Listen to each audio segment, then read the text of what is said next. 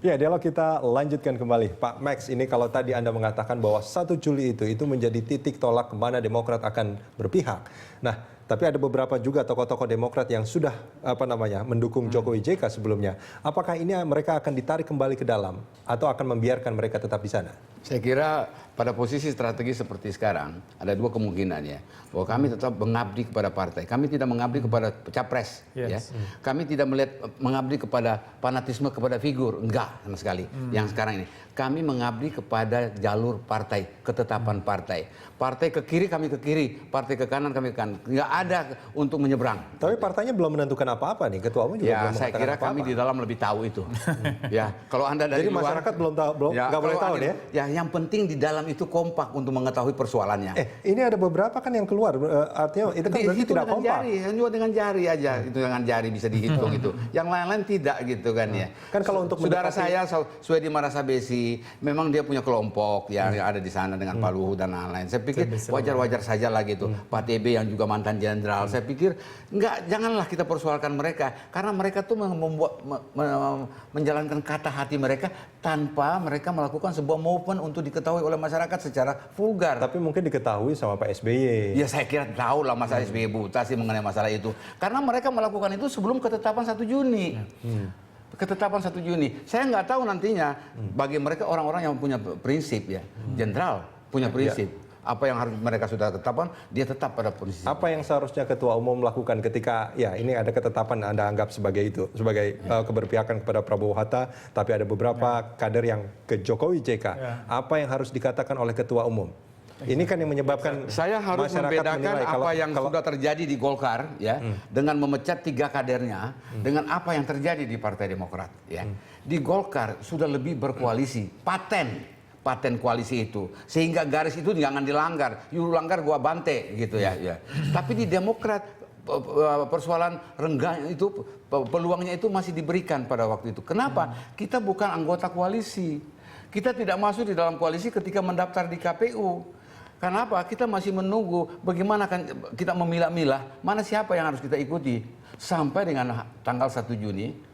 Rapimnas itu sudah tergambar bahwa ada yang 22% memilih, 0% memilih yang Pak Jokowi. 22. Pak Max, tapi ini dianggapan masyarakat ketika ada Demokrat sudah menentukan pilihannya kemana, tapi ada beberapa kader yang tidak sesuai dengan garis partai. Kalau tidak diambil kebijakan, maka masyarakat akan menilai bahwa Demokrat memang sengaja melakukan ini. Politik gamang ini.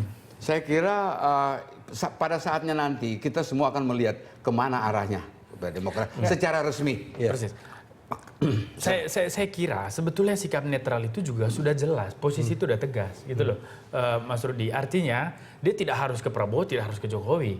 Cuman sekarang yang dibutuhkan klarifikasi dari ketua umum bahwa situasi Demokrat dan pilihan Demokrat saat ini adalah misalnya kami netral, kami tidak akan berpihak kemanapun sampai pemilihan ini selesai. Soal nanti ke depan ada penggantian ketua umum dan sebagainya, mungkin akan ada pilihan yang lain lagi, itu keputusan partai nanti. Tetapi sejauh ini di bawah kepemimpinan Pak SBY, partai ini netral tidak berpihak. Saya kira itu jelas. Pada waktu itu memang arahnya ke situ, Bu Ani. Artinya kita netral, tapi kader jangan golput. Itu yang saya ingat. Itu yang Anda ingat dan itu yang disarankan. Artinya nuansanya itu Anda sebagai wartawan ataupun presenter Anda bisa terjemahkan kemana harus kita lakukan. Kalau misalnya tidak golput itu. Jangan golput. Jangan golput itu kan. Tapi bukan terus berpihak kepada salah satu. Makanya kalau ada yang memihak kepada Pak Jokowi, Pak Suedi Marasabesi, Pak TB lain, Anda bisa terjemahkan saja pada waktu itu jangan ente golput itu ya Pak SBY menyarankan itu karena kita belum mempunyai ketetapan itu. Oh ini agak repot juga sebenarnya Pak Mas kalau begitu modelnya. Artinya bahwa SBY membiarkan netralitas itu sebagai label saja, sebagai jebakan lah. Sehingga nanti dia bisa main 2 kaki seperti judul diskusi ini.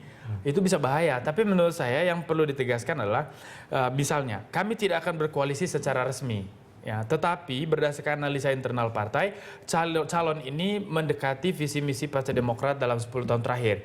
Ya, sehingga kami memutuskan tidak berkoalisi resmi, tapi silahkan kader membuat keputusan untuk membantu kelompok ini. Misalnya itu akan jauh lebih tegas. Tapi kalau misalnya dibiarkan ke kanan, dibiarkan ke kiri, malah tadi memperkuat tesis 2 kami sudah lakukan seperti yang dilakukan oleh Pak Boni, disebutkan Pak Boni tadi. Juga kan persoalannya kan kata hati orang tidak bisa kita handle. Nah, yang begitu kan harusnya diberi sanksi kalau begitu. Ya.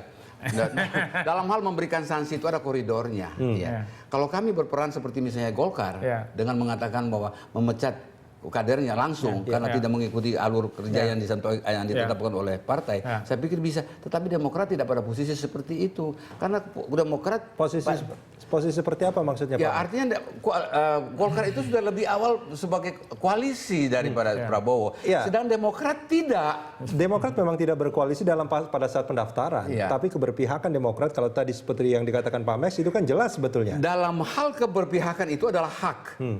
Anda tidak bisa memaksa sebagai sebuah keputusan partai untuk memvonis orang-orang yang tertentu gitu. Ketika partai sudah mengeluarkan peraturan, ikuti itu. Baik. Pak Max? Saya kira sebetulnya netralnya Demokrat ini mencerminkan galaunya situasi Pak SBY. Itu aja sebenarnya. Oke, baik. Jadi jawabannya situasi yang seperti apa? Ya galau karena mau ke Prabowo ada konsekuensi yang juga tidak baik, mau ke Jokowi ada hambatan yang serius sehingga tidak bisa buat pilihan. Dan saya kira kegalauan ini harusnya tidak menjadi kegalauan sistem sebagai partai gitu loh. Baik. Nah, maka harus ada klarifikasi dari PSBY. Baik, Pak Boni dan juga Pak Max, terima kasih banyak sudah bersama kami di Prime Time Talk.